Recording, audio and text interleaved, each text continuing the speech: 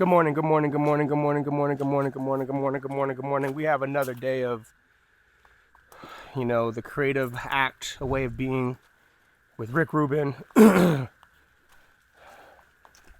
And today is a great day. Hopefully you are feeling wonderful. If you're not, hey, you know what? That's a part of the game. Sometimes we feel great, sometimes we don't. And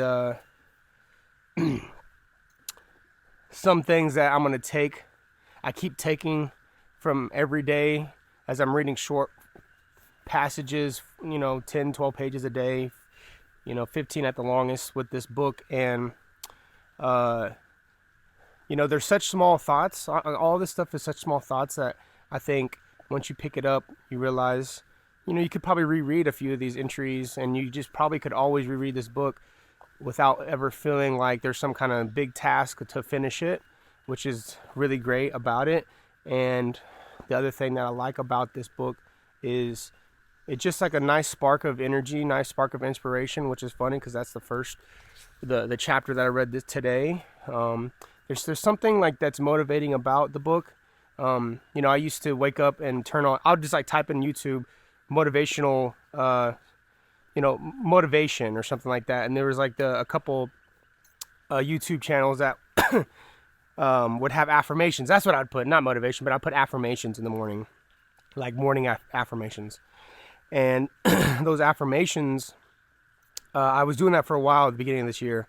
And it was just because I wanted to get myself in a healthy mindset every day, to remind myself how great I am, to remind myself what I'm capable of, to remind myself like what is possible.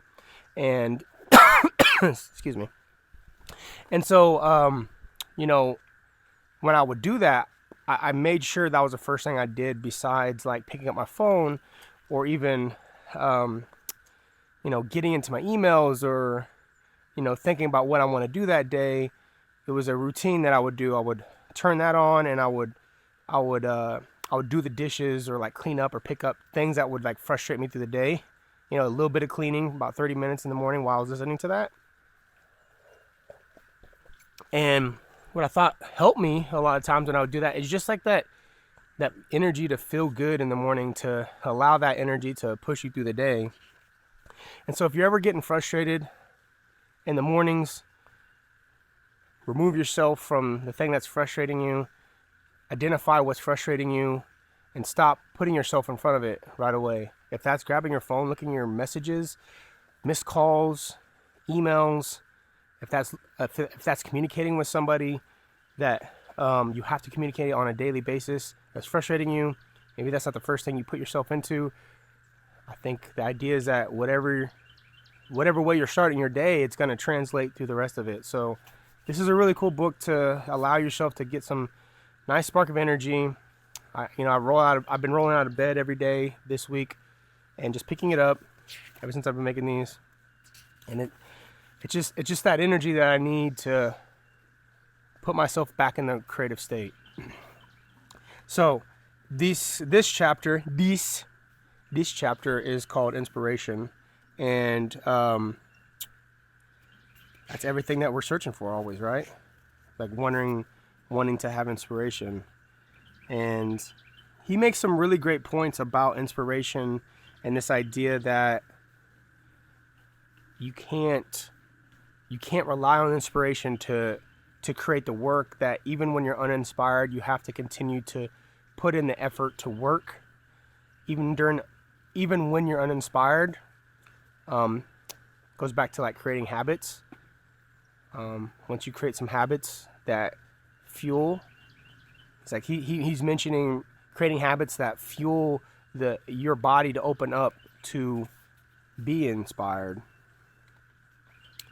He says to create space for inspiration, we might consider practices of quieting the mind, meditation, awareness, silence, contemplation, prayer, any ritual that helps us fend off distraction. And maybe I took that, I read that passage earlier, but what I was just saying, when I would do that morning affirmations from YouTube, literally just YouTube morning affirmations, and it would give me the right energy that I needed to like begin my day.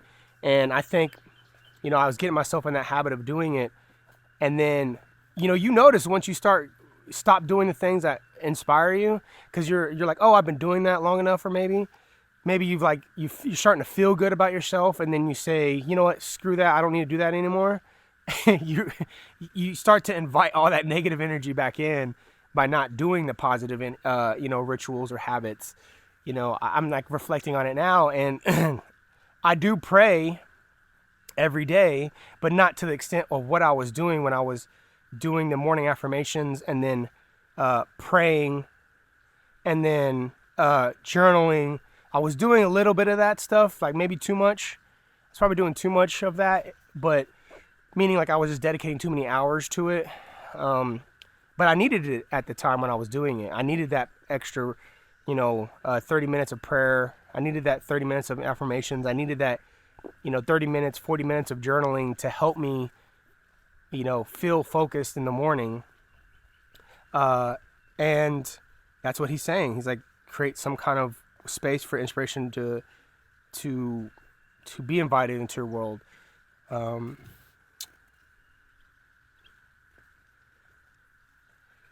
He talks a little about I think the major point that he talks about in there, in his 3-4 pages, is when you become inspired to he says, he puts it, ride the wave as long as it can be ridden. If you are fortunate enough to experience a strike of inspiration, take full advantage of the access. Remain in the energy of this rarefied moment for as long as it lasts. When flowing, keep going. And he kind of goes on and talks more about that. And I'll have to say, there are so many times I remember when and if you reflect on your own, when you do become inspired, there's that moment where you're like, you're creating such great work, or you're producing such, great thoughts, and you're in the moment of creating, and then all of a sudden you look at the watch and you're like, oh dang, I've been doing this for like 2 hours or 3 hours. Maybe I should take a break and like get something to eat or snack, or go do something else. I need to call this person. I need to do this email. And he mentions to avoid the idea of like shifting energy out of your inspiration into something else, mainly because it's so difficult to find it. And I know if you're an artist, if you're someone that is even if you're not an artist, if you're someone that's finding inspiration to go work out, or to like finding inspiration to, create something that you've been wanting to make, or like do something that you've been wanting to do, and you get that inspiration to start doing it,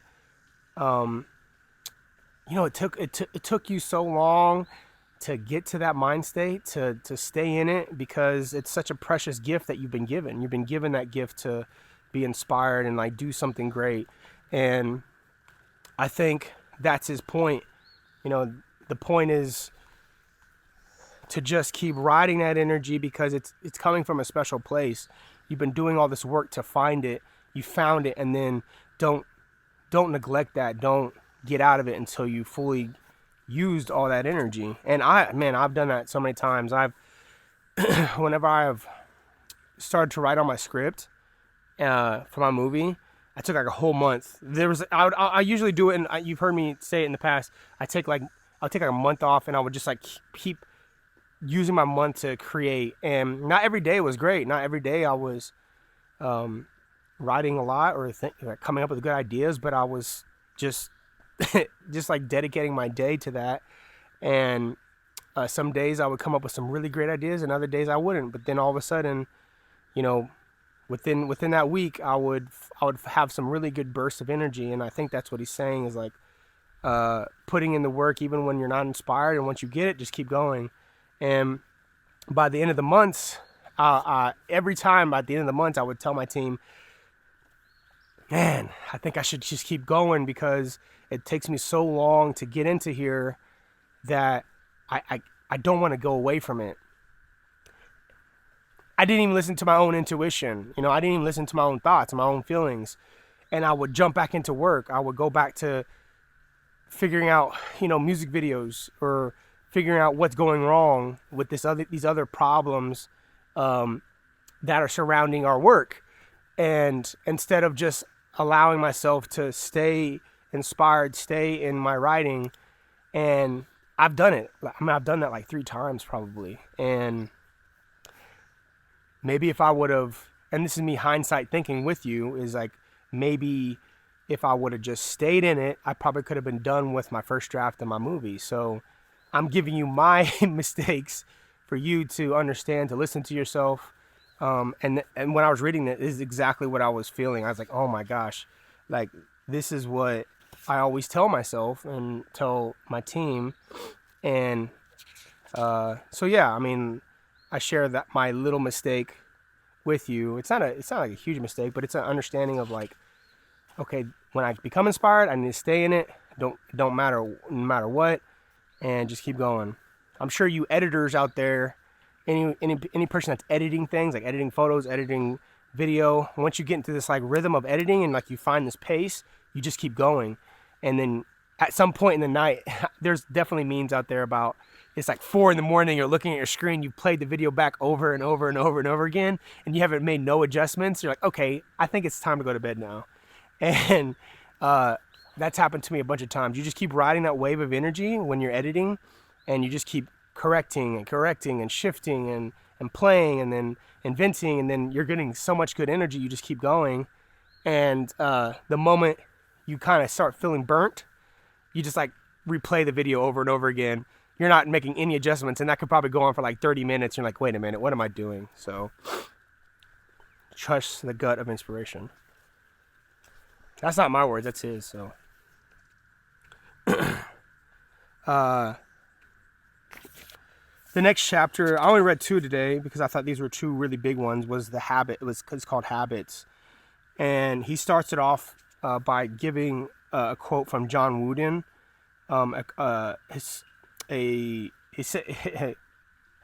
John Wooden. I said Wooden. Maybe it's Wooden, maybe it was Wooden. You could correct me. But it's a basketball coach, college basketball coach, who has he's the most successful coach in college basketball history. He's won more consecutive games and championships than anybody else. And he gives a little quote about him teaching his players how to tie his shoes properly. And he talks about like developing that habit of little details that help influence the bigger ones. This is Rick. He says, good habits create good art. The way we do anything is the way we do everything.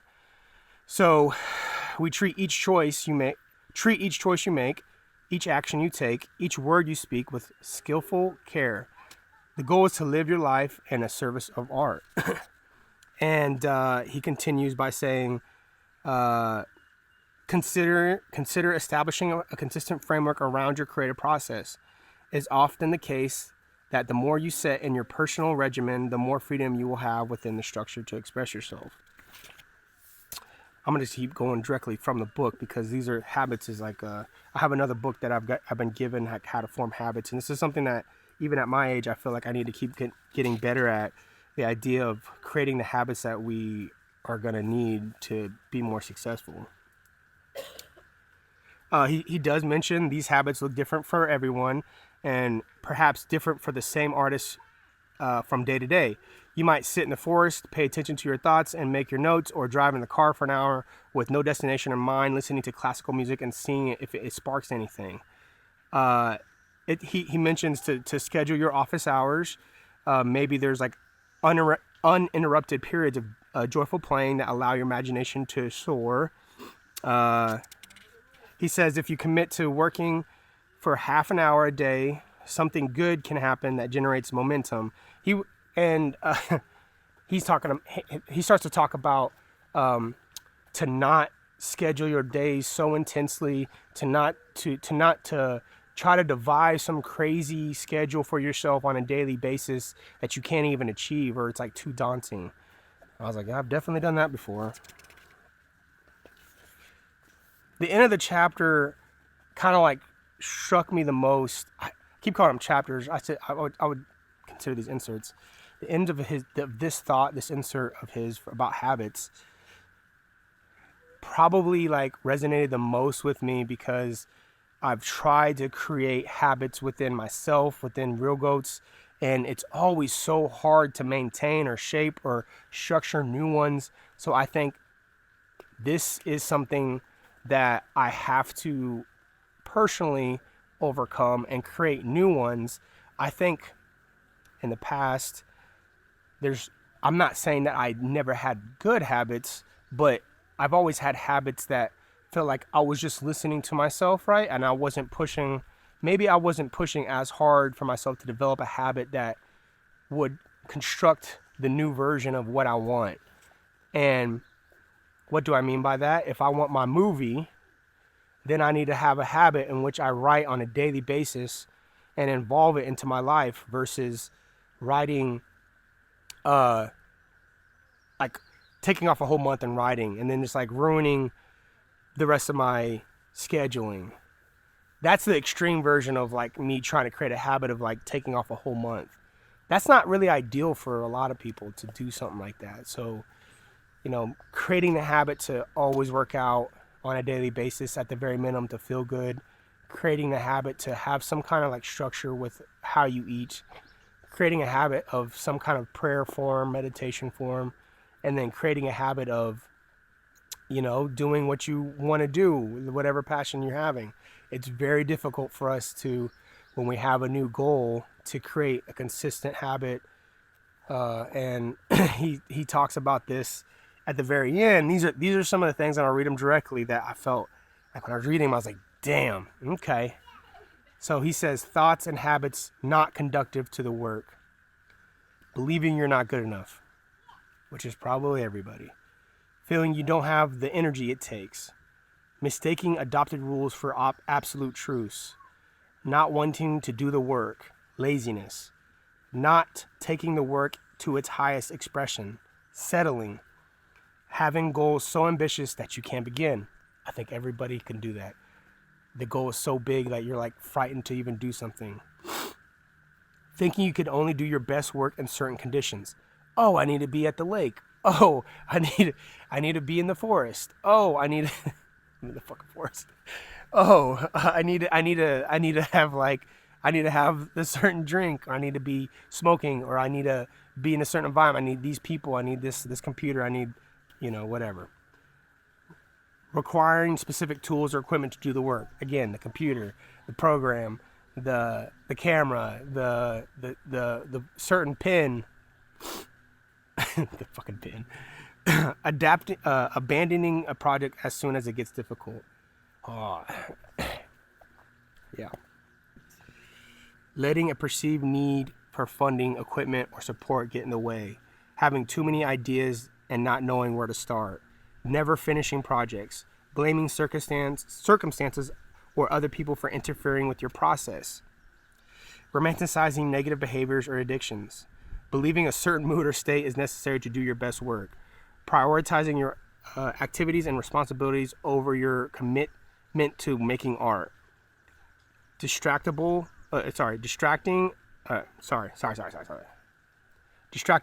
and procrastination. Impatience, which he talked about earlier in a couple of his inserts. Thinking anything that's out of your control is in your way.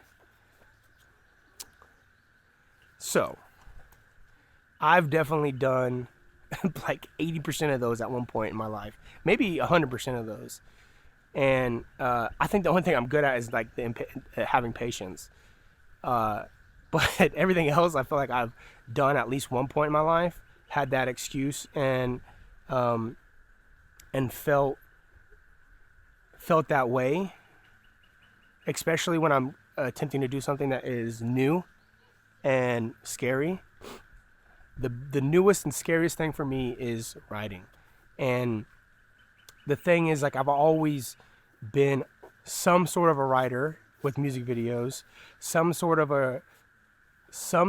like storyteller, but I've never done it in the form of long form movie cinematic process. And so like the actual storytelling from like a 90-minute perspective, or like 90 pages, 120 pages.